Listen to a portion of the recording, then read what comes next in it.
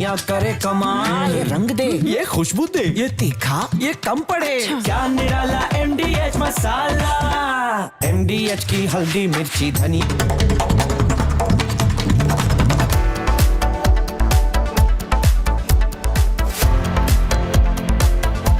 नमस्कार दोस्तों, नमस्कार। मैं हूं अर्नब गोस्वामी और आप देख रहे हैं मेरे साथ आज एक बार फिर पूछता है भारत। दोस्तों, पूछता है भारत कि कल जो ये एयर इंडिया के विमान की जो दुर्घटना हुई, जो एयर क्रैश हुई, क्या ये अवॉइडेबल थी? जो एटीट्यूड है हमारे एयर इंडिया कंपनी की, क्या ये एटीट्यूड सही है? ये टाटा वालों ने जो एयर इंडिया खरीद लिया है, जो उनको दिया गया है, उसके बाद क्या जिम्मेदारी से टाटा समूह एयर इंडिया को हैंडल कर रही है? और सबसे बड़ा सवाल यह है कि जब दुर्घटना हो जाती है, जब एयर क्रैश हो जाती है, तो क्या इन कंपनियों को लगता है कि पैसे देके वो अपनी जिम्मेदारी से भाग सकते हैं? कल मुझे बहुत बुरा लगा कि टाटा समूह की एयर इंडिया ने, टाटा समूह की एयर इंडिया ने, क्योंकि अभी कोई टाटा समूह का नाम ले लेना चाहता, मगर सच्चाई तो यह है ना, ये एयर इंडिया तो टाटा की कंपनी है, मालिक तो असली मालिक टाटा है। एक विदेशी को बिठा रखा है इन्होंने CEO के नाम पर, उन्होंने एयरलाइन बर्बाद कर दी है, कोई सेफ नहीं है। तो सवाल यह है कि टाटा समूह की एयर इंडिया ने सोचा कि 1 करोड़ रुपए हर फैमिली को दी जाएगी जिनके फैमिली मेंबर्स की मौत हुई है, यानी कि एक जान की कीमत 1 करोड़ रुपए। 1 करोड़ रुपए, 241 लोग मारे गए। टाटा समूह को सिर्फ 241 करोड़ का घाटा होगा और कुछ नहीं। और फिर वो कहेंगे चलो बात खत्म, आगे निकलते हैं। तो आज मैं पूछता है भारत में पूछना चाहता हूं टाटा समूह को और टाटा समूह, टाटा ग्रुप के एयर इंडिया को, कि इतना पैसा जो बनता है भारत में एयरलाइन के नाम पर, तो जिम्मेदारी क्या होती है इन कंपनीज की?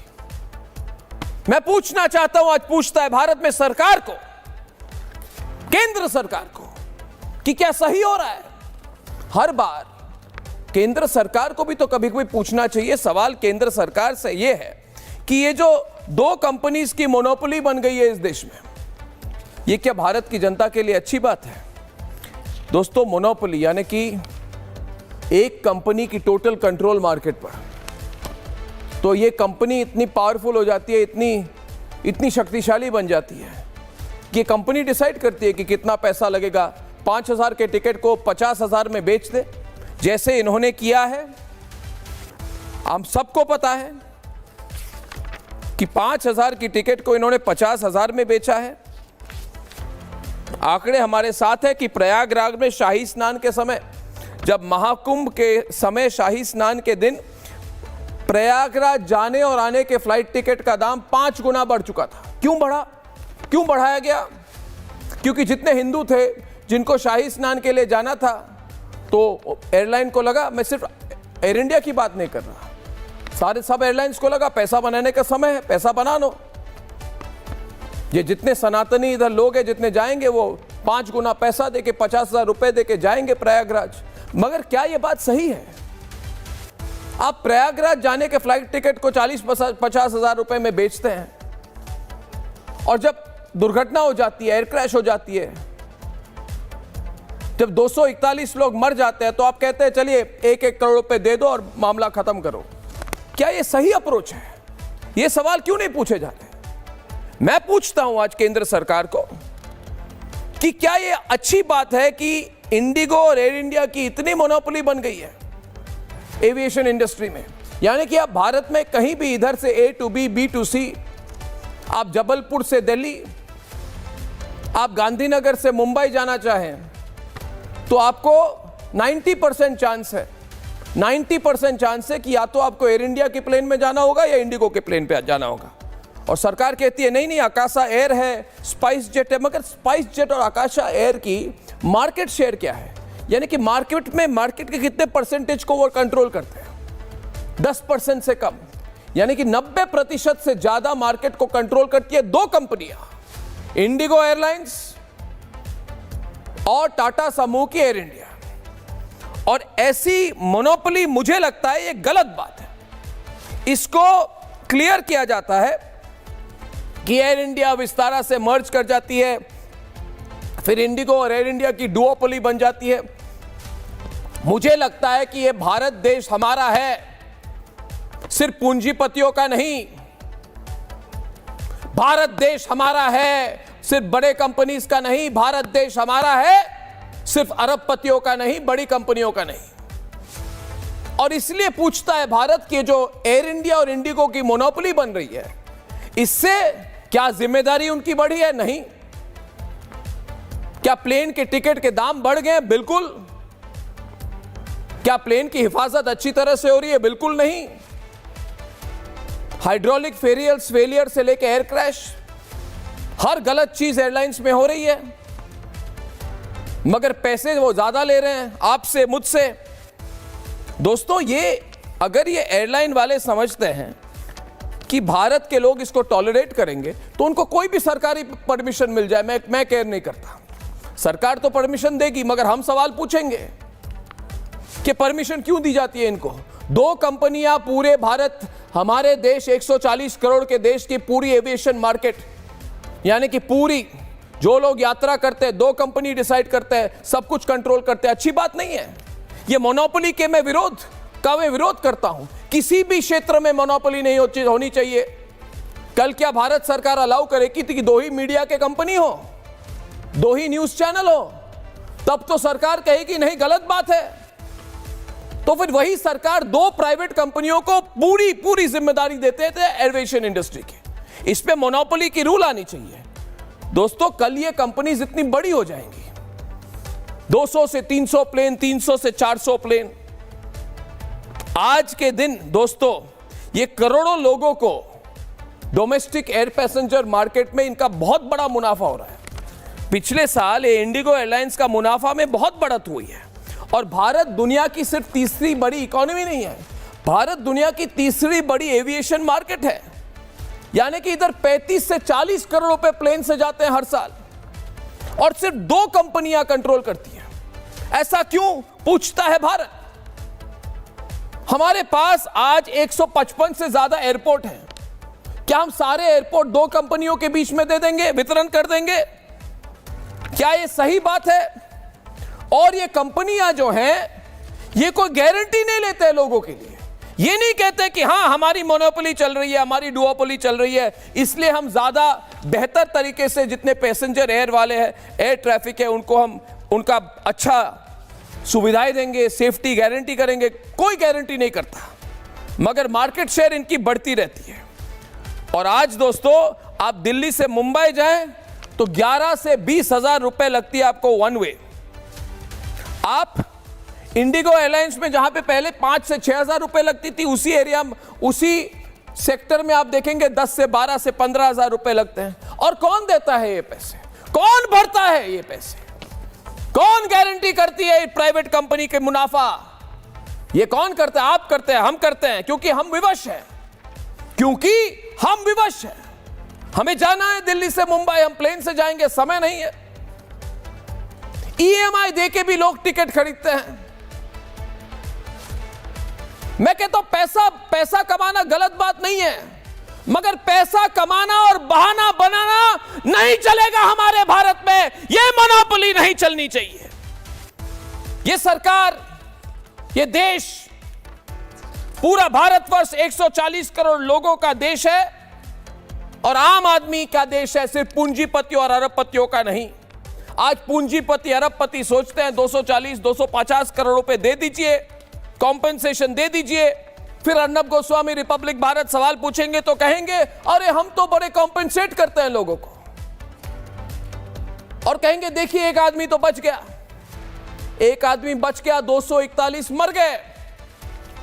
अभी तो मुझे कहने में शर्म आती है, मगर सच्चाई तो यह है कि मुझे कभी कभी लगता है एयर इंडिया जब सरकार के साथ थी, ठीक है, नेताओं को सामने लाइन में ले जाया जाता था, सारे कांग्रेसी नेता सामने बैठते थे, मुफ्त में दिल्ली से न्यूयॉर्क घूमते थे, मगर यह सिचुएशन तो नहीं थी जो टाटा समूह के अंडर है। पूछता है भारत आज कि सरकार क्या टाटा समूह से सवाल पूछ रही है? क्या भारत सरकार टाटा समूह से सवाल पूछ रही है या सिर्फ और सिर्फ अर्नब गोस्वामी और रिपब्लिक भारत पूछ रहे हैं? फिर हमें कहते हैं अर्नब गोस्वामी आप जोर जोर से बात क्यों करते हैं? हम जोर से बात ना करें तो हमें लगता है कि ये जो हमारी इंडियन एविएशन इंडस्ट्री है जिसमें करोड़ों लोग जाते हैं, 3231 टेक ऑफ हुई है प्लेन्स कल, और उनमें करीब 5 लाख लोगों ने ट्रैवल किया है।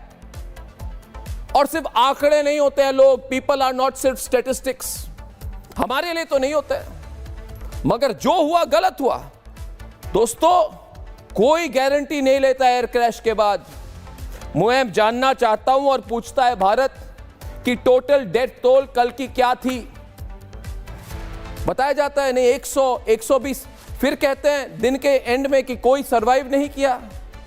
डीएनए टेस्टिंग हो रही है, तो मुझे पूछिए दोस्तों, हमें पता कैसे चलेगा कि कितने वहां पे स्टूडेंट थे, एमबीबीएस के कितने छात्र थे जो ग्राउंड में थे, जो एक मेस में भोजन के लिए आए थे? गलती उनकी क्या थी? कोई जवाब नहीं। कितने बच्चे मारे गए, कितने घायल हुए? कोई ऑफिशियल फिगर तो दीजिए, और ऑफिशियल फिगर को विश्वास करें, इसके पीछे भी हमें बताइए कि आपने क्या तहकीकात की है। दोस्तों, एक ही बात है मुझे, और एक बात मैं रिपीटेडली कहूंगा कि हमारे देश में आजकल मोनोपोली वाली सिचुएशन अच्छी बात नहीं है। मीडिया में मोनोपोली नहीं होनी चाहिए, मीडिया में मोनोपोली नहीं होनी चाहिए। और मैं खुलकर कहता हूं, कल कोई मुझे पूछे मैं कहूं नहीं। कल अगर 2 ही हिंदी न्यूज चैनल हो, रिपब्लिक भारत और आज तक, तो मैं कहूंगा मेरे लिए अच्छी बात नहीं है। मैं विरोध करूंगा, क्योंकि मुझे लगता है कोई 2 समूह या 1 समूह देश के पूरे मार्केट को कंट्रोल नहीं कर सकता है, और कंट्रोल करने नहीं देना चाहिए।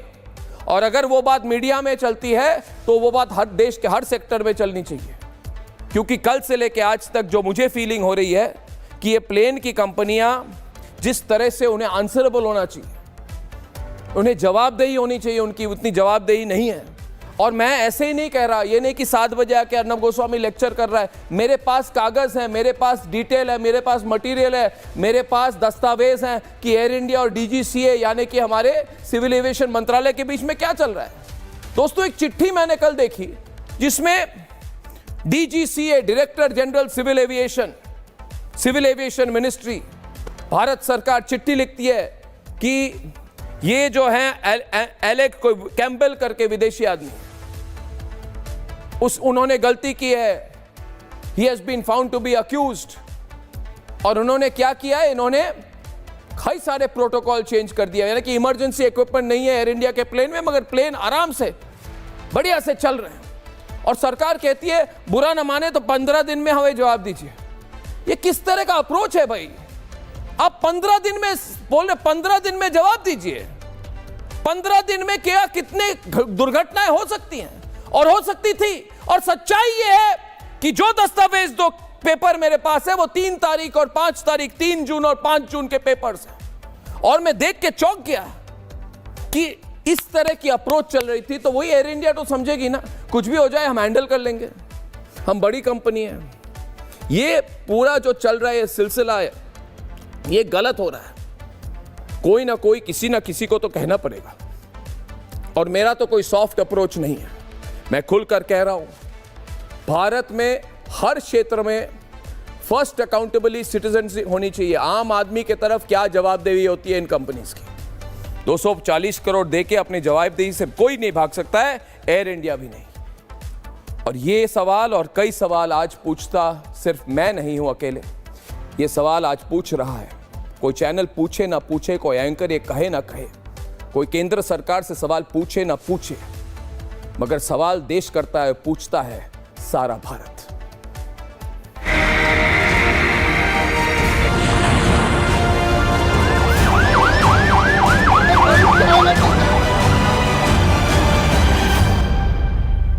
कोई अपनी जिंदगी की नई शुरुआत करने की तैयारी में था, किसी ने अपने सुनहरे भविष्य के सपने संजो रखे थे, तो कोई बर्थडे मनाने के लिए लंदन जा रहा था, लेकिन पूरा पैसा लेकर भी सुविधाओं के नाम पर ढीला पकड़ाने वाली एयरलाइंस की खामियों ने हंसते खेलते खिलखिलाते 250 से ज्यादा परिवारों को उम्र भर के लिए ऐसा दर्द दिया जिसकी शायद कोई दवा नहीं।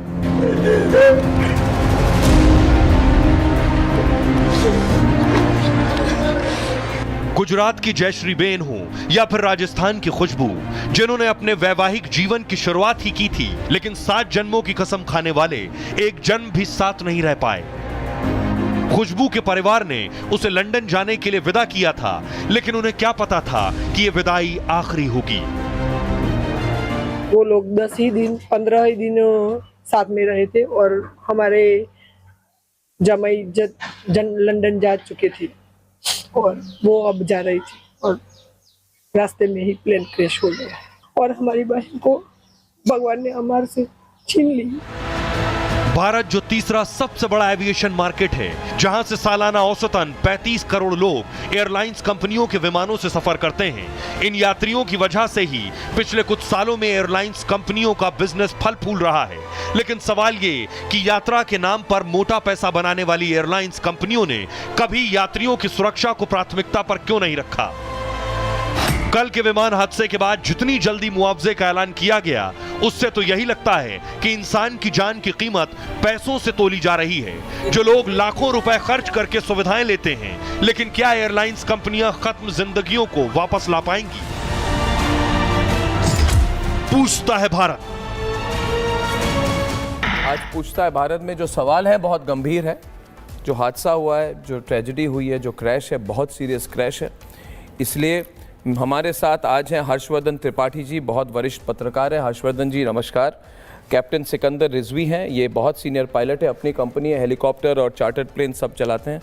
अक्षय चोपड़ा है, एयरफोर्स के पायलट रहे हैं, ट्रांसपोर्ट एयरक्राफ्ट हर तरह की इन्होंने चलाई है। और कैप्टन एस पानेसर है, ये फॉर्मर डायरेक्टर फ्लाइट सेफ्टी हैं इंडियन एयरलाइंस के। पानेसर जी नमस्कार। और हमारे साथ जितेंद्र भार्गव जी जुड़ेंगे थोड़ी देर में, दिख नहीं रहे मुझे अभी इस वक्त।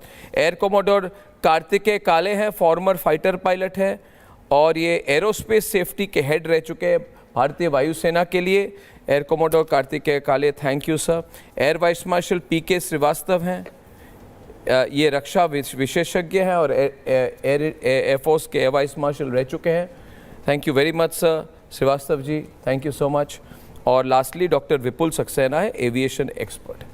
तो पहला सवाल मैं आज हर्षवर्धन जी त्रिपाठी जी से पूछना चाहूँगा। आपने मेरा इंट्रो देखा होगा, सुना होगा, और क्या आप एग्री करते हैं मैंने जो पॉइंट्स सामने रखे कि आज जो हम हैं, कंज्यूमर है, पैसेंजर हैं, हम आंकड़े हैं इन बड़ी बड़ी कंपनियों के लिए।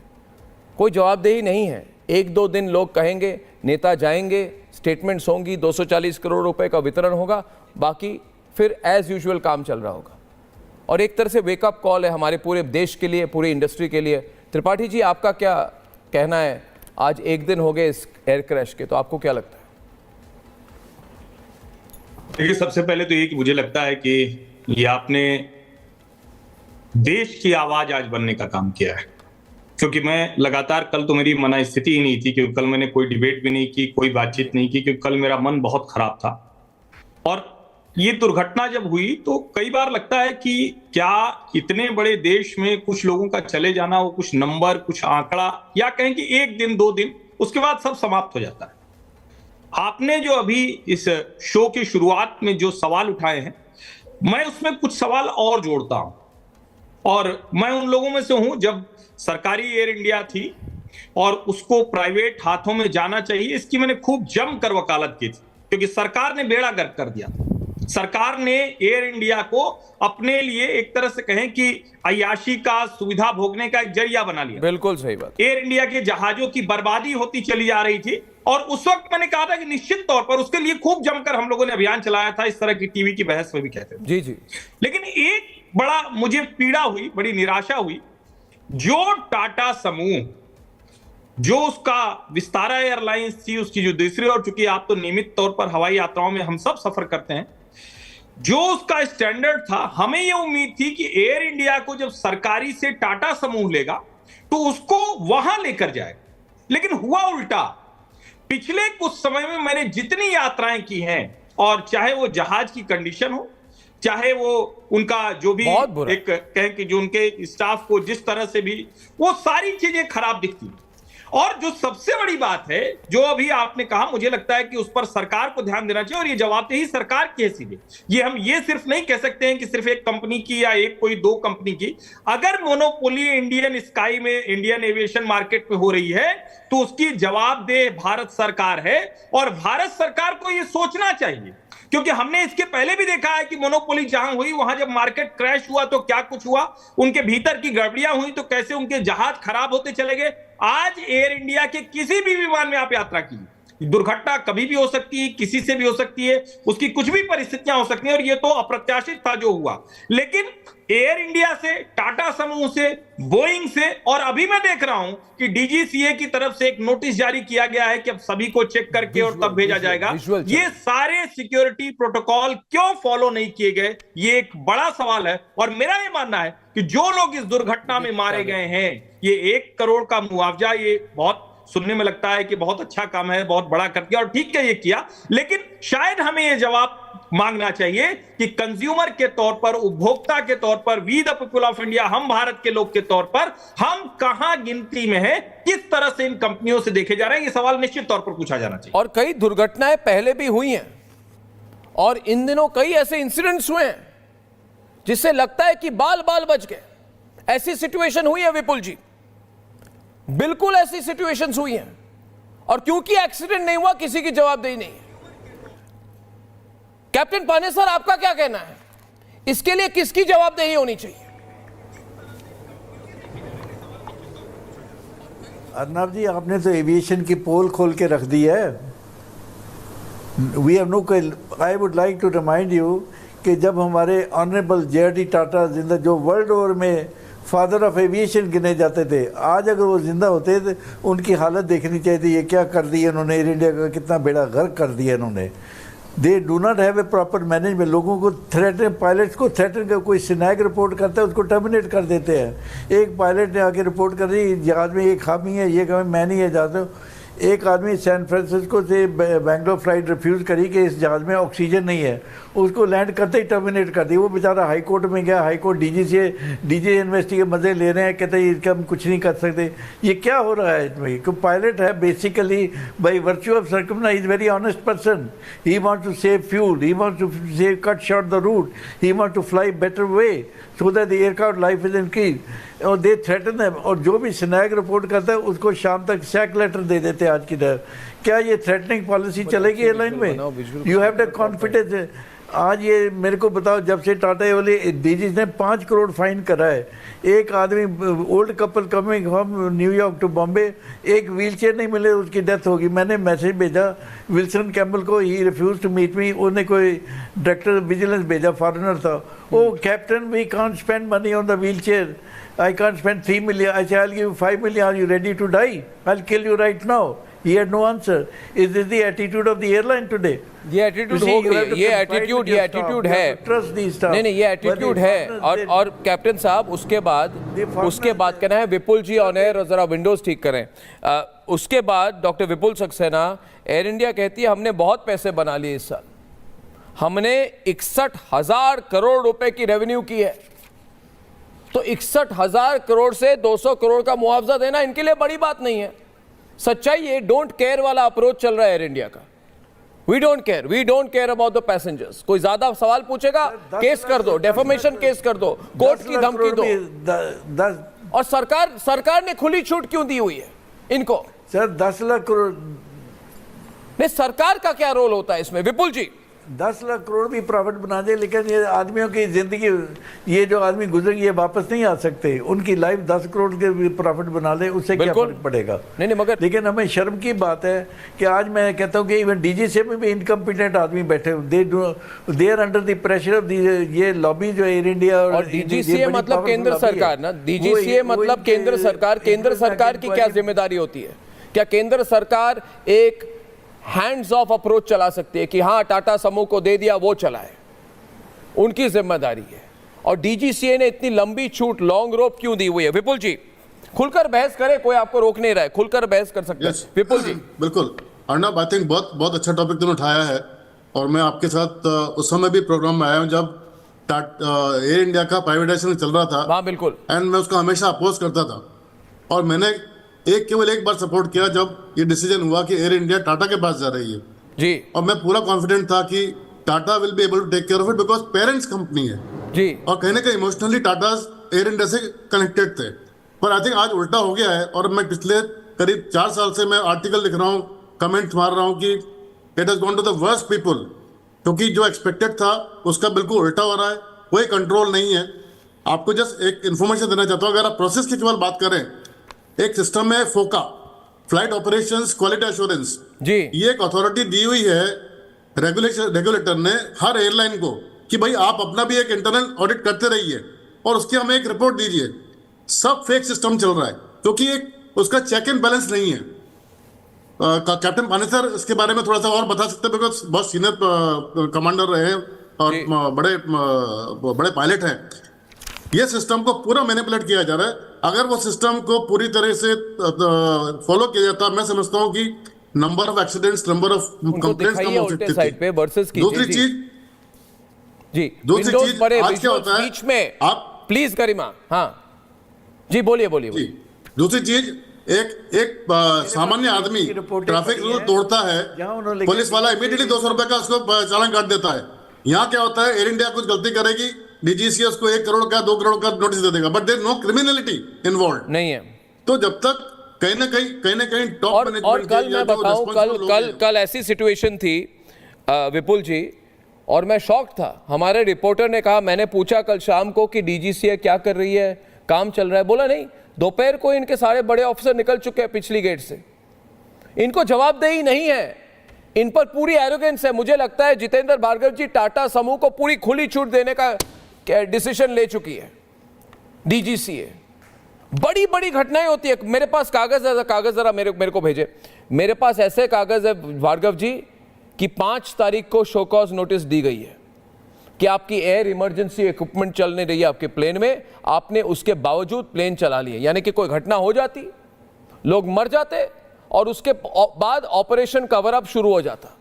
बड़े बड़े पीआर कंपनीज को बहुत लाखों करोड़ रुपए एयर इंडिया देती है ताकि सिचुएशन को मैनेज किया जाए, कोई बड़ी मीडिया में कोई इनके खिलाफ ना बोले, बड़े बड़े जितने पत्रकार हैं इनको मैनेज करो, इनको चुप रखो। आपने भी किया होगा अपने समय में, बताइए मुझे। नहीं, मैं पूछ रहा हूं आपको, मैं आपको पूछ रहा हूं कि आपने कितना पैसा स्पेंड किया पीआर में, पब्लिक रिलेशन में, जब आप थे एयर इंडिया में। पब्लिक रिलेशन क्यों की जाती है? ताकि कोई दुर्घटना हो ना, कोई पत्रकार ज्यादा सवाल ना पूछे, कोई बड़ी चैनल बड़ा सवाल ना पूछे, मैनेज करके रखो, सबको चुप करके रखो। कोई पायलट ज्यादा बोले तो उस पर केस कर दो, कोर्ट की धमकी दे दो। मैं गलत कह रहा हूं पानेसर जी? खुलकर बोलने वाला आदमी हो, आप भी बोलिए। मैं तो जितेंद्र भार्गव को चैलेंज कर रहा हूं, आजकल से लेके ये डिफेंस दे रहे हैं एयर इंडिया की। अरे भाई, इससे अच्छा है सरकार के पास आज तक कभी ऐसा नहीं हुआ है कोई बड़ा एक्सीडेंट हुआ वर्सेस और एयरलाइन का मैनेजमेंट ने प्रेस कॉन्फ्रेंस करके एक्सप्लेनेशन दिया हो कि भाई क्यों हुआ है। Media fully informed. You will realize that how many times I came on your television, both in Times Now and here, only to give information so that nobody says give information वाली बात नहीं है। 61,000 करोड़ रुपए जो आपने जो आप air India ने रेवेन्यू किए, 61,000 करोड़ रुपए कोई कम अमाउंट नहीं होता। 61,000 करोड़ रुपए की रिकॉर्ड रेवेन्यू की है, मगर आप एयर कंडीशनिंग नहीं चला सके प्लेन के अंदर। ये पैसे किसी और चीज के लिए बचा रहे थे, अपने मुनाफे को यानी प्रॉफिट मार्जिन को बढ़ाने के लिए आप पूरे बिजनेस क्लास की। हाँ नहीं बिल्कुल, अब मैं गलत तो नहीं कह रहा ना।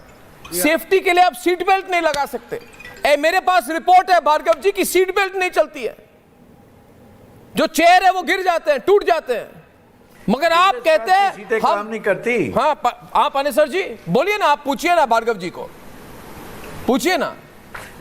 मैं ये कहना चाहता हूँ कि हमने 37 साल सर्विस करी है इंडियन एयरलाइन में, डेडिकेटेड सर्विस दी है। अब रिटायर होने के बाद ये विल्सन कैम्पबेल जी कहते हैं मैं आपके सारे प्रिविलेज खोलूंगा, मैं आपको फ्री टिकट नहीं दूंगा, मैं ये नहीं करूँगा, अगर तुम ज़्यादा शोर मचाओगे मैं 4 टिकटें बंद कर दूंगा आपकी। अब जो करना तुम कर दीजिए, लेकिन हमारी गुड विशेज ऑलवेज रहेंगी एयरलाइन के लिए। ये जो डिक्टेटोरियल एटीट्यूड आ गया फॉरेनर्स का, this has to be killed. Because अब डीजीसीए और मुझे लगा था, और एक बात पानेसर जी, मैं ये जानना चाहता हूं, पूछता है भारत में कोई पायलट नहीं है क्या? भारत में कोई अच्छा मैनेजमेंट का आदमी नहीं है? भारत में कोई सीईओ नहीं है? आप हर बार सिर्फ तुर्की क्या है तुर्की में? आपने ऑपरेशन सिंदूर के बावजूद, मेरे पास ईमेल है सर, मेरे पास नहीं, ये तुर्की से फ्लाइट मेंटेनेंस करना क्या अच्छी बात है? कैप्टन सिकंदर रिजवी से पूछना चाहूंगा, क्या इसमें सेफ्टी वाली पॉइंट ऑफ व्यू से क्या और कोई कंपनी नहीं है जो तुर्की के कंपनी को छोड़ के बड़े प्लेन्स की हैवी मेंटेनेंस कर सके? मैं यहाँ पर इस शो को मैं कहीं और नहीं ले जाना चाहता हूँ, लेकिन मैं एक बात को यहाँ पे बहुत ही मजबूती के साथ रखना चाहता हूँ कि किसकी अकाउंटेबिलिटी बनती है? डीजीसीए में जितना करप्शन है, वहाँ पे लोग जो बैठे हुए हैं वो सारे करप्ट हैं। अभी भी क्या कह रहा हूँ, बिल्कुल अभी भी। और ये एयर इंडिया हो चाहे दूसरे अभी भी चल रही है, बिल्कुल। और मैंने जो दूसरे एयरलाइंस हो, तो मैं नाम क्या लूं, प्राइवेट एयरलाइंस के अंदर सब जगह करप्शन है। और इनके अगर ऑडिट करवा दिए, सिर्फ मेंटेनेंस ऑडिट करा दीजिए एवरी 6 मंथ, सारे जहाज खड़े हो जाएंगे, मैं गारंटी देता हूं। खड़े हो जाएंगे, जहाज नहीं उड़ेंगे, सिर्फ मेंटेनेंस ऑडिट करवा दीजिए। और रही ये टर्किश कनेक्शन जो है, अरे किस टर्किश को आप लोग लेकर आए, मेरे समझ में नहीं आ रहा है। ये टर्किश को बंद कर देना चाहिए। ये वो लोग हैं सादात जैसे, वो मैं यहाँ पे 30 सेकंड लूंगा, ये वो टर्किश लोग हैं सादात जैसे लोगों ने वहां पर प्राइवेट आर्मी बना रखी है। इन लोगों ने हर जगह डिप्लॉयमेंट कर रखा है। उनके आदमी आते हैं, तुर्की के लोग भारत आते हैं। जैसे डाना कोर है अमेरिका की, जैसे वहां पे ब्लैक वाटर है, इसी तरह की इनकी सादात के नाम से वहां पे एजेंसी है। मैं तो 16 साल मिडिल ईस्ट में काम करके आया, मैं अच्छे से इनकी हरकतें जानता हूं। ये अपने किसी को टेक्नीशियन बना के भेजेंगे, किसी को सीईओ बना के भेजेंगे, सारे वो ऑफिसर्स आते हैं और उनका सिर्फ एक रुख है। मैं यहाँ पे इसको इधर टर्न नहीं करना चाह रहा हूं, लेकिन मुझे मौका मिला, बोल दीजिए आज कैप्टन साहब, बोल दीजिए।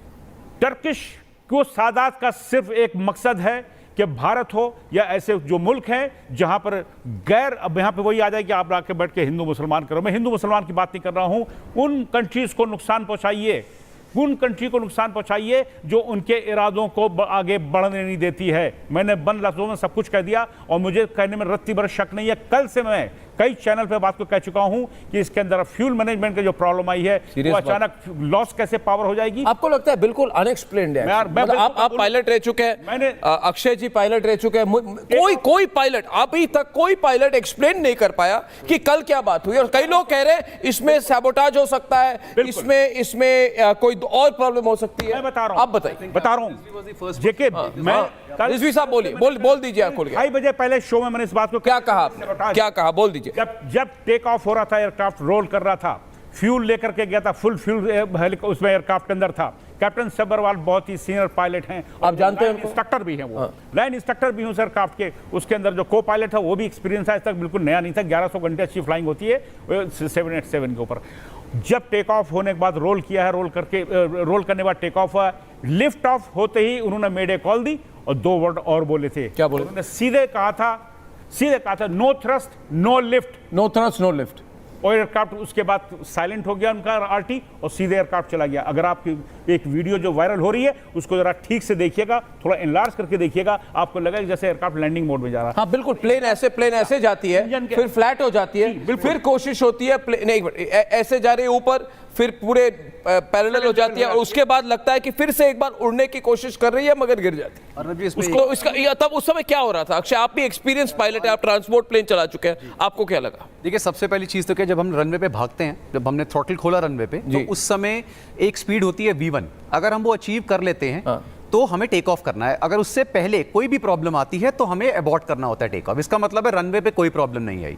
और यहीं पे क्वेश्चन आता है कि 200 फीट पर ही दुनिया के सबसे एडवांस एयरक्राफ्ट में ऐसी क्या प्रॉब्लम आ गई कि सीधा मेडे कॉल, मैं बताना चाह रहा हूं, स्ट्रेट अवे मेडे। क्या लगता है आपको? और उसके this is what captain Rizvi Singh, क्योंकि हमने सारे एविएशन एक्सपर्ट्स ने, इंटरनेशनल लोगों ने भी सब कुछ करके देख लिया है, लेकिन कोई पॉइंट निकल के नहीं आ रहा। आपको सब यही कह रहे हैं कि ब्लैक बॉक्स रिकवर हुआ है, उसकी रीडिंग्स आएंगी, फाइंडिंग्स आएंगी, लेकिन इस केस में स्पेशली ऑपरेशन सिंदूर और आज जो सुबह एयर इंडिया की एयरक्राफ्ट में बॉम्ब का जो स्केयर आया है थाईलैंड में, उसके साथ हम सेबोटाज को बिल्कुल भी नकार नहीं सकते। बहुत स्ट्रांग एंगल है। वो भी सिक्योरिटी के लिए एक तरह से एयर इंडिया भी रिस्पॉन्सिबल है। मैं बता रहा हूं, एयर इंडिया रिस्पॉन्सिबल है या bureau of civil aviation security responsible है? अगर सिक्योरिटी की इशू आई तो क्या एयर इंडिया की रिस्पॉन्सिबिलिटी बनती है या किसी और की?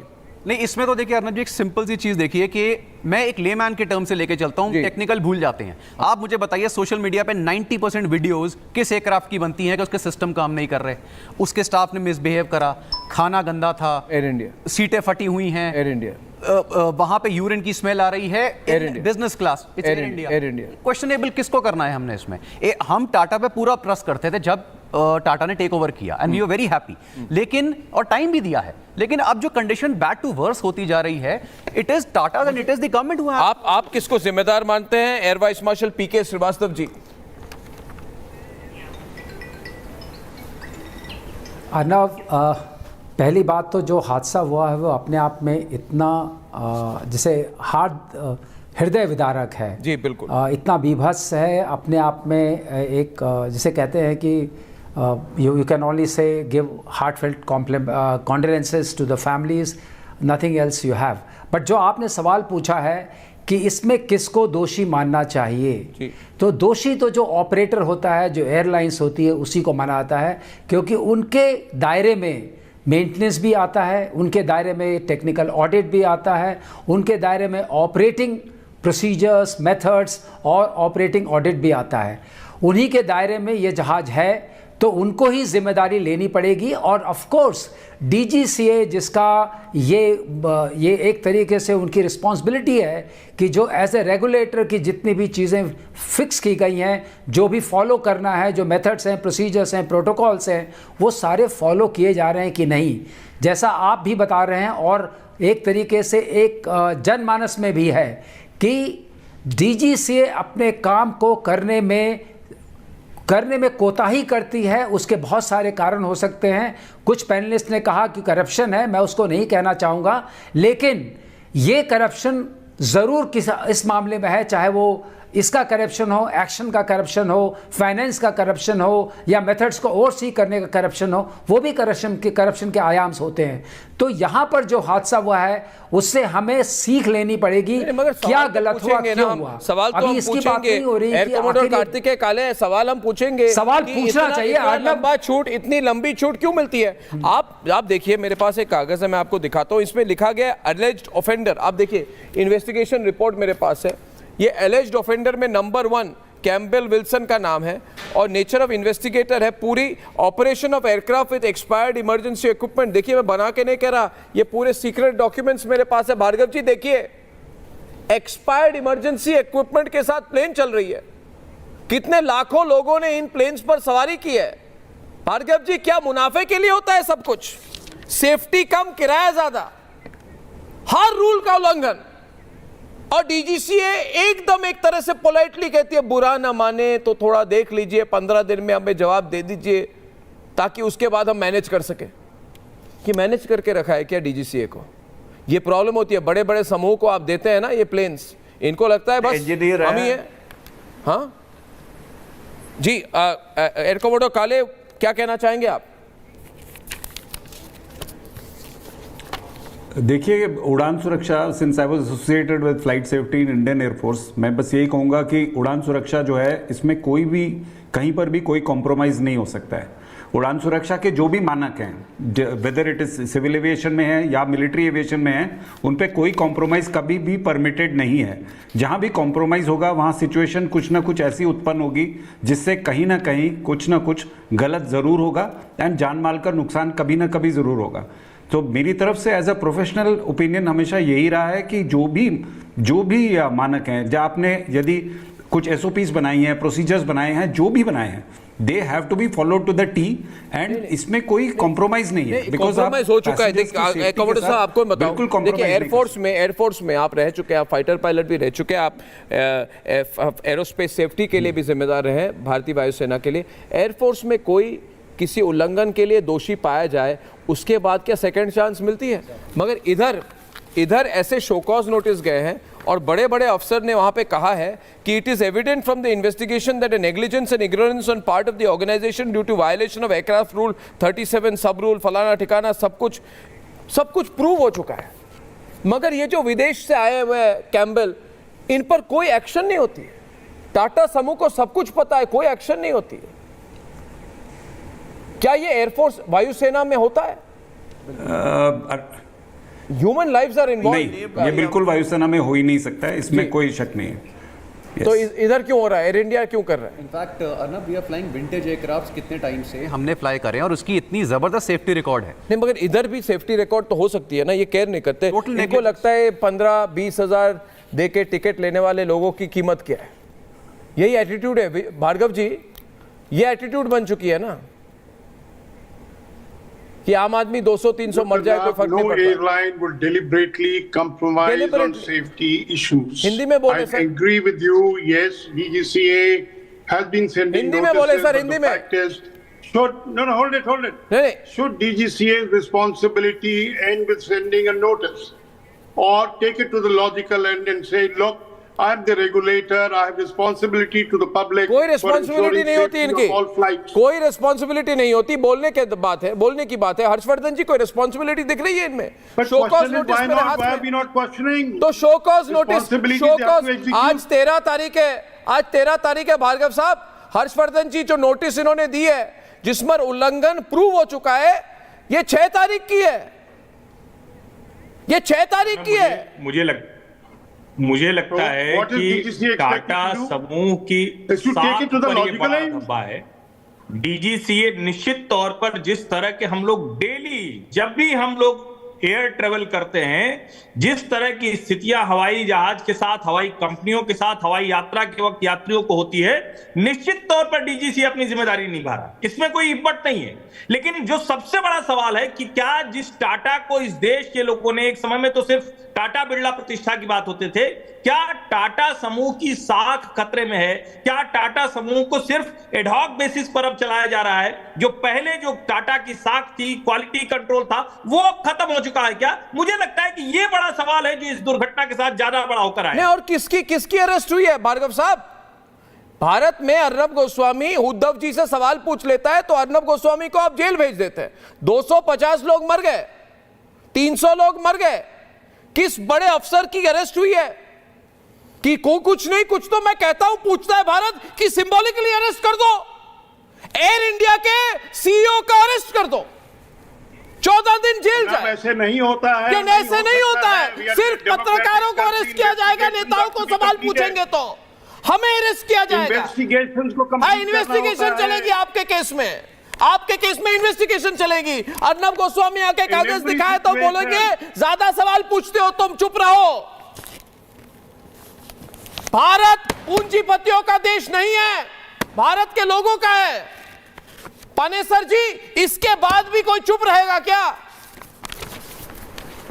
कोई सवाल नहीं पूछता है, मीडिया को मैनेज करना चाहते हैं। थे जिन्होंने रेल एक्सीडेंट में का रिस्पांसिबिलिटी, खोल दीजिए लाइन, रेल एक्सीडेंट की रिस्पांसिबिलिटी रिजाइन कर दिया। मदर ऑफ सिंधिया जी ने कहा कि जब दिल्ली में क्रैश हुआ तो मदर ऑफ सिंधिया क्या, I am responsible, he resigned as a minister. लेकिन आज कोई ये रिस्पांसिबिलिटी लेने को तैयार ही नहीं है। मैं ये चाहता हूँ, मेरी पर्सनल हम्बल रिक्वेस्ट है गवर्नमेंट से कि हमारे ऑनरेबल फादर ऑफ एविएशन का नाम हटा दो। ये टाटा एयरलाइन की जगह विल्सन एयरलाइन, डिक्टेटर एयरलाइन और जो मर्जी रख लो, लेकिन हमारे ऑनरेबल फादर ऑफ एविएशन का नाम हटा दीजिए। इसमें उसको निकाला जाता है। बोइंग के साथ बैठ करके दावतें खाते हैं सारे डायरेक्टर सर, बोइंग वालों के साथ आकर के बैठ के दावतें खाते, मैनेज करने की कोशिश की जाती है। कभी पायलट एरर बताते, कभी नहीं बताते कि एयरक्राफ्ट का फॉल्ट हो सकता है। अब इस क्रैश के अंदर 787 के अंदर इतना बड़ा हादसा हो गया है, ये कोई सवाल उठता है? मैं डीजीसी की इनके जो डीजीसी के जो सप्लाई बंद हुई है सर, फ्यूल सप्लाई बंद हुई, इसकी अर्नब जी जो फ्यूल मैनेजमेंट सिस्टम फेल हुआ। क्यों हुआ फेल?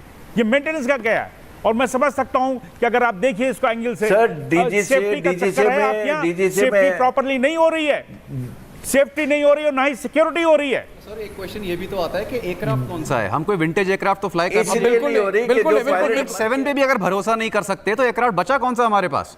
अगर ड्रीम लाइनर में फ्लाई, मैं इस एयरक्राफ्ट में फ्लाई कर चुका हूं, सेम एयर इंडिया के एयरक्राफ्ट में। अब मैं नेक्स्ट टाइम फ्लाई करने से डरूंगा बीइंग अ फ्लायर। मुझे बताया क्या पायलट एरर हो सकता है? ये मुझे तो सब कोई कल से एक थियोरी लगाई गई है कि पायलट एरर। मैं पूछना चाहूंगा श्रीवास्तव जी को, बहुत आसानी से लोग कहते थे पायलट एरर, क्योंकि अगर एक इंडिविजुअल को ब्लेम किया जाएगा, पायलट खराब था, प्लेन अच्छी थी, समूह अच्छा है, एयर इंडिया अच्छा है, पायलट खराब था, गलती पायलट की। सबसे आसान चीज होती है पायलट को ब्लेम करना।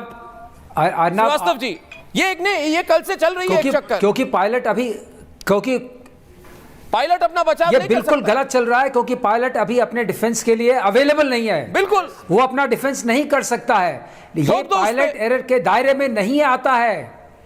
ये सर 8000 घंटे सर जितनी भी इन्वेस्टिगेशन ऑन टाइप, जितनी भी इन्वेस्टिगेशन हुई अभी तक के पायलट एरर निकला नहीं। आप जो पुरानी क्रैशेस हुई उनको आप देख लिए, कभी एयर ट्रैफिक कंट्रोल होता है, मगर फिर भी इतने लोग जाके बोले पायलट एरर। क्या पायलट से गलती हो गई? क्या को पायलट ने इस तरफ हैंडल चलाई, पायलट ने इस तरफ चलाई? इतने एक्सपीरियंस पायलट और को पायलट क्या ऐसा करेंगे, पूछता है भारत आज। ये क्या ऐसा हो सकता है? एयर कमोडोर कार्तिक काले कल से थियरी चल रही है कि क्या प्लेन अच्छी थी, बोइंग कंपनी अच्छी है, टाटा अच्छी है, एयर इंडिया अच्छी है, पायलट गलत होंगे। नहीं ब्लैक नहीं बॉक्स- देखिए, ऐसा है किसी भी इन्वेस्टिगेशन में बिना फैक्ट्स के हम कुछ भी कह नहीं सकते हैं। जब किसी को पायलट क्लीन चिट नहीं दे सकते। रिकॉर्डिंग करने देयर के इज नो 2 साल क्लीन लगाएंगे, चिट टू 2 से 3 बोइंग, साल एयर लगता इंडिया है। और टू एनीबडी। जी नहीं काले sir is right. Clean chit किसी को भी नहीं दी जा सकती है अर्नब जी, ना बोइंग को, ना एयर इंडिया को, ना पायलट को इस समय। लेकिन इन्वेस्टिगेशन के बाद ही जो सारी डिटेल्स आ जाएंगी उसी में पता लगेगा। और प्राइमा फेसाई तो डेफिनेटली ये एक कॉम्प्लिकेटेड एक्सीडेंट है, ये इतना आसान नहीं है जितना ये दिख रहा है। तो इसके बारे में डेफिनेटली सोचना पड़ेगा, बिकॉज एक्सटर्नल ऑब्जर्वेशन से, बाहर से वीडियो में बड़े क्लियरली कुछ चीजें नजर आ रही हैं जो बहुत ही एक्चुअली चौंकाने वाली हैं कि वाई। ये वाई का जो क्वेश्चन है ये डिफिकल्ट टू आंसर अभी है, बिकॉज हम पायलट के दिमाग में जा नहीं सकते, सोच नहीं सकते वो क्या सोच रहा होगा। तो we will wait for the facts. FDR मिल गया है, facts will come out and तब उससे हमें पता चल जाएगा कि क्या हुआ। इस देश में प्रॉब्लम यह है कि एक दो हफ्ते बाद ये एयर इंडिया यही सोचेगी, नेता यही सोचेंगे, डीजीसी यही सोचेंगे, 2 हफ्ते हो गए, लोग भूल जाएंगे, आगे निकल जाएंगे, इलेक्शन के बारे में पूछेंगे, कोई पॉलिटिकल सवाल निकल आएगा, कोई और इशू हो जाएगा, मीडिया भी भूल जाएगी, तब उसको हम सेटल करेंगे। यही कोशिश होती है। अभी अमेरिका में क्या हुआ हर्षवर्धन जी, कई महीने साल जाने के बाद बोइंग कंपनी ने कहा हम $1 बिलियन दे देंगे, $1.2 बिलियन, यानी कि हम 6000 करोड़ रुपए दे देंगे। 8000 करोड़ रुपए कोई बड़ी बात नहीं होती है इन कंपनियों के लिए। और उसके बाद कहेंगे ठीक है हमने गलती की, मान लिया, पैसे दे दिए, सब कुछ आगे अब बंद हो जाएगा। ये एटीट्यूड है हर्षवर्धन जी, कोई इन सब चीजों के बारे में बोलना नहीं मुझे लगता है चाहता। एक सवाल तो ठीक है, इन्वेस्टिगेशन के बाद हमें पता चलेगा कि बोइंग की गलती है, एयर इंडिया की है या पायलट की है, लेकिन एक सवाल तो पूछा जाना चाहिए ना, लेटेस्ट सेफ्टी ऑडिट रिपोर्ट कहां है? क्या एयर इंडिया की तरफ से अभी तक इस एयरक्राफ्ट की या उनके जो भी एयरक्राफ्ट चलते हैं उसकी लेटेस्ट सेफ्टी ऑडिट रिपोर्ट उन्होंने सामने रखी? क्या देश के सामने उन्होंने बताया कि हमने उतने यात्रियों को बहुत सुरक्षित जहाज में भेजा था लेकिन ये गड़बड़ी हो गई या ये हो सकती है? क्या उसको सामने रखा उन्होंने? बिल्कुल मुझे लगता है जब एयरलाइंस कंपनियां सेफ्टी ऑडिट रिपोर्ट सामने नहीं रख रही, असली गड़बड़झाड़ा वही है। और मैं फिर कह रहा हूं, हमने उम्मीद की थी कि एयर इंडिया टाटा के पास जाएगी तो वो अपग्रेड होगी, लेकिन वो डिग्रेड हुई है, यात्रियों की सुरक्षा के साथ खिलवाड़ हुआ है, इसमें कहीं कोई संदेह नहीं। शिखा महाजन गुरदासपुर पंजाब से फोन लाइन पर है। शिखा जी, आपको क्या लगता है जिम्मेदारी किसकी बनती है? सर जिम्मेदारी तो जो टाटा ग्रुप है उसकी भी है, और सबसे पहले तो आई एम वेरी अप्रिशिएट कि आपने ये मुद्दा उठाया है आज, क्योंकि और कोई भी हमें नहीं पता कि टीवी में हमने किसी को भी ये मुद्दा उठाते हुए देखा है। आपने इस चीज के ऊपर क्वेश्चन पुट किया है कि किसकी रिस्पॉन्सिबिलिटी है? क्या जान की कीमत 1 करोड़ है? हाँ, नॉर्मल इंसान की जान की कीमत 1 करोड़ ही है। 1 करोड़ मिल गया, यही हो गया है शिखा जी हमारे देश में। कोई रेल दुर्घटना में मर जाए तो 5 लाख रुपए दे दीजिए, कोई प्लेन दुर्घटना में मर जाए तो 50 लाख दे दीजिए, मीडिया ज्यादा सवाल पूछती है तो 1 करोड़ रुपए दीजिए। और फिर इन्होंने एक चिट्ठी लिखी है, चंद्रा साहब जो है टाटा समूह के जो हेड हैं, इन्होंने अपने चिट्ठी में सिर्फ अपने ग्रुप के बारे में लिखा है, अपने कोलीग्स को, कि टाटा ग्रुप ऐसी है, टाटा ग्रुप ऐसी है, इतनी बड़ी ग्रुप है, इतनी बड़ी ग्रुप है, ये अच्छी, इतनी अच्छी ग्रुप है। अरे आप लोगों के बारे में बोलिए। देखिए हमारे साथ अगले कॉलर हैं। शिखा जी बहुत बहुत धन्यवाद। गजेंद्र श्रीधर सागर मध्य प्रदेश से फोन कर रहे हैं। गजेंद्र जी नमस्कार, क्या लगता है आपको जिम्मेदारी किसकी बनती है? सर इसमें एयर इंडिया वालों की जिम्मेदारी इससे बनती है कि जब आपने विमान पायलट लिया ऊपर, तो आपको सर्च करना था सर इसमें कि सच में इसमें क्या है, क्या मिस्टेक है। ऑपरेटर क्या करते हैं सर, इंजीनियर क्या करते हैं? बिल्कुल बिल्कुल, इंजीनियर, मेंटेनेंस क्रू। और ये भी खबर आई है इस प्लेन की नहीं, मगर ये जो सीरीज वाली प्लेन है, इन तुर्की में इनका सर्विसिंग हो रहा है। ये क्या लगता है आपको, तुर्की में सर्विसिंग करना अच्छा है? भारत की जो राष्ट्रीय सुरक्षा सिचुएशन को देखते हुए तुर्की में कोई मेंटेनेंस होनी चाहिए। बिल्कुल मिनी, और ये एक बहुत बड़ा डाउट है अर्नब कि क्या हमारी कंट्री में क्वालिफाइड इंजीनियर्स नहीं है, हमारे यहाँ क्वालिफाइड पायलट्स नहीं है, हमारे यहाँ पे सब कुछ इन प्लेस है। क्या हम अपने प्लेन्स मेंटेन नहीं कर पाएंगे? बिल्कुल कर सकते हैं। क्या हम तुर्की भेजना जरूरी है? एयर फोर्स में वर्ल्ड के फाइनेस्ट फाइटर्स हम मेंटेन कर रहे हैं, हम फाइनेस्ट ट्रांसपोर्ट मेंटेन कर रहे हैं और ऐसे रोल्स प्ले कर रहे हैं उसके साथ जो कोई ट्रांसपोर्ट वाला सोच नहीं सकता। तो विपुल जी, फिर तुर्की क्यों भेजे जाए ये प्लेन? भारतीय प्लेन तुर्की क्यों भेजे जा रहे हैं? और ये कॉन्ट्रैक्ट 2022 के बाद हुई है। अर्नब, एक बहुत इंपॉर्टेंट पॉइंट, जो सिग्निफिकेंट पॉइंट एविएशन इंडस्ट्री में जो हो रहा है इंडिया में, जो चाहे ऑर्गेनाइजेशन का वर्क कल्चर है, मेंटेनेंस प्रैक्टिसेस है, ऑपरेशन प्रैक्टिसेस हैं, इन सब की जिम्मेदारी जो है टॉप मैनेजमेंट की होती है। ठीक है, आपने कभी भी सुना है कि एयर इंडिया में सीईओ की वैकेंसी निकली या सीएफओ की वैकेंसी निकली या चीफ इंजीनियर की वैकेंसी निकली, या इंडिगो में कभी आपने सुना कि फ्लाइट ऑपरेशन हेड की वैकेंसी निकली? नहीं, क्योंकि आपातुसी गैंग है, इसको बोलते हैं आपातुसी गैंग। कि मैं तेनू जाने सी, तुसी मैनू जाने सी, आ जाओ जी, आ जाओ, मैनेज कर लेते हैं। तो ये गैंग चल रही है। They are the master of manipulation, they are master of manipulation, master of fake document creators, and that is what is happening. कि कोई चीज बाहर निकलती नहीं है, सारा डेटा, सारा रिकॉर्ड मैनिपुलेट होता है। विपुल जी, कोई अपनी कंपनी कैसे चलाए, कोई इंटरफेयर नहीं कर सकता। देखिए, कोई इंटरफेयर नहीं कर सकता। जैसे नहीं, कोई अपनी कंपनी चलाइए, मगर ये कंपनी में, इस कंपनी में लाखों लोग हर दिन जाते हैं, सवार होते हैं। ये कोई ऐसी कंपनी नहीं। राजेश सैनी जी फोन करे यमुनानगर हरियाणा से।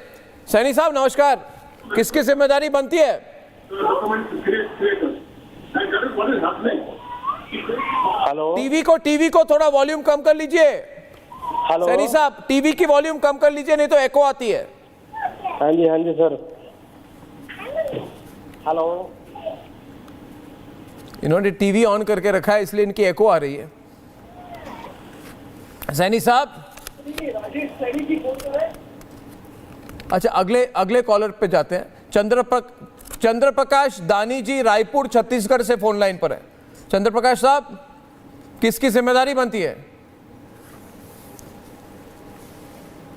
ऑडियो लाइन शायद हमारे ठीक चल नहीं रहे, ऑडियो लाइंस क्लियर नहीं है, डायरेक्टर प्रोड्यूसर भी कुछ कह नहीं रहे हैं। मैं इस सवाल सीधे तरह से आपसे पूछना चाहूंगा। आप कल से तुर्की वाला सवाल पूछ रहे हैं, सबसे तुर्की का मैं इसलिए पूछ रहा हूँ जी, ये तुर्की की मेंटेनेंस करना और तुर्की का हमारे से रिलेशन हिंदुस्तान से बिगड़ना जी, और बहुत कुछ होना और हमारे पड़ोस के दुश्मन मुल्क के साथ हाथ मिलाना, उनके लिए स्टैंड करना, जो हमारा ऑपरेशन सिंदूर हो रहा था जी। मैं ऑपरेशन सिंदूर से स्क्रैच हो कनेक्ट नहीं करने जा रहा हूँ। मुझे अंदर से ये लग रहा है जी कि ये टर्किश कंपनी की तरफ से कुछ गड़बड़ जरूर हुई है, तो हमारे यहाँ सेफ्टी और बंद करा देना चाहिए ना इनका। कंप्रोमाइज कहीं पर हो गई है। इनका कॉन्ट्रैक्ट अभी तक बंद क्यों नहीं हुआ? हाँ, उसको टर्मिनेट करना चाहिए उसके कॉन्ट्रैक्ट को, क्योंकि टर्किश लोग कुछ भी कर सकते हैं, उन पर भरोसा नहीं किया जा सकता। अपने एयरक्राफ्ट को हम नहीं भेज सकते हैं, किस कंपोनेंट के साथ बिल्कुल नहीं, बिल्कुल करेंगे हमें पता नहीं चलेगा, बिल्कुल, क्योंकि वो हमारा जो है वो फ्रेंडली कंट्री नहीं रहा है। बिल्कुल टर्किश, वो हमारे दुश्मन के खिलाफ खड़ा। और आप इस प्लेन को देखिए कैसे टेक ऑफ कर रहा है। एक और कॉलर के पास जाएंगे, फुल फ्रेम देखिए। ये जो प्लेन है जिस तरह से टेक ऑफ कर रही है, ये 200-300 फीट या मीटर, 200-300 फीट के अंदर ये प्लेन ऐसी है। पूरी शॉट दिखाइए। ये बिल्कुल मतलब हाइट नहीं गेन कर पा रही। ये ऐसा इंसिडेंट बहुत कम हुआ है। No thrust, no power, plane बिल्कुल जो कहते हैं स्टॉल हो चुकी है और उसके बाद इस तरह का विस्फोट हो जाता है। तो बिल्कुल सिचुएशन जो है बिल्कुल क्लियर नहीं है। हमारी लास्ट कॉलर हमारे पास लाइन पर है, गांगुली जी है शायद दिल्ली से। प्रोड्यूसर्स, डायरेक्टर्स, कुछ कहेंगे आप? हमारे अगले कॉलर कौन है? एसके गांगुली है दिल्ली से। गांगुली साहब, कौन जिम्मेदार है आपके अनुसार?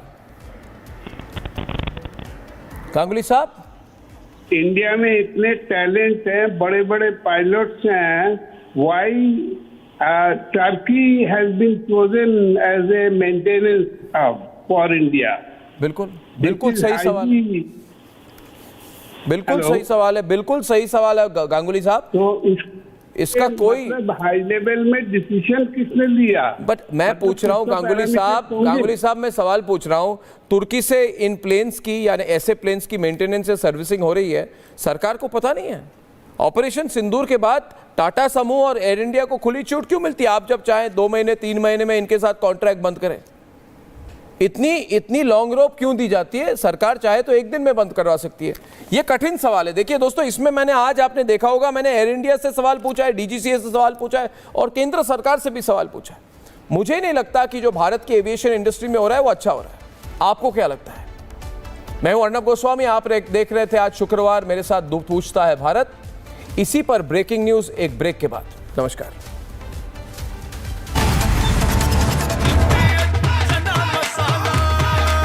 अब छोलिया हो या लोबिया, सफेद चने या काले चने, सब कुछ मजेदार बने। अब आया असली